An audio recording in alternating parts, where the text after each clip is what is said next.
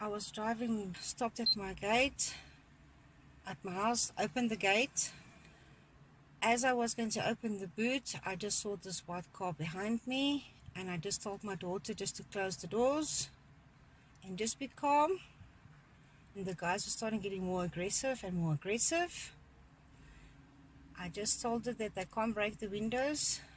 The backup is on the way. I've already pressed the panic button. They notified me they're on their way. But in our situation, it felt like a lifetime. And she saw the guys walking around the car, and that's when she started getting panicking, and she wanted to get out the vehicle.